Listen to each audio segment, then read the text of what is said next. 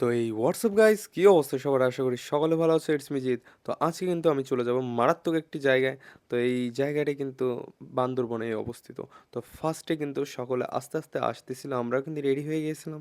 সব কিছু কিন্তু ঠিকই চলতেছিল, কিন্তু মা হঠাৎ করে আমার হাতে ওয়াসার পানির একটি মারাত্মক ব্যাগ ধরাই দিল। তারপরে ভাবলাম একটু ভাবসাব নিব, তা আর হইল না। তো আমরা কিন্তু লোকাল বাসের মতো চিপা চাপা করে উঠে পড়লাম, কারণ অনেক ফ্যামিলিই যাচ্ছিল ঘুরতে। তো কিছু করার নেই। আর এই পাশে আমার অবস্থা তো দেখতেছই, যে অবস্থায় আসছিলাম সেই অবস্থায় আর নেই। তো খুব কষ্ট মষ্ট করে বসে আমরা গাড়ি থেকে নেমে পড়লাম।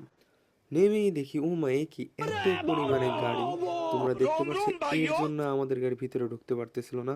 তো অনেক টাইম ওয়েট করার পর আমরা কিন্তু অ্যাট লাস্ট ভিতরে ঢুকে পড়ছিলাম। তোমরা জায়গাটা দেখে অবশ্যই চিনবা। হ্যাঁ গাইস, তোমরা কিন্তু ঠিকই ধরেছো, আমরা কিন্তু এখন নীলাচলায় আছি। নীলাচলায় ঢোকার পর মনে হচ্ছিল যে বাংলাদেশের সকল জেলা এবং বিভাগের মানুষ মনে হচ্ছিল আজকে নীলাচলেই আসছে ঈদের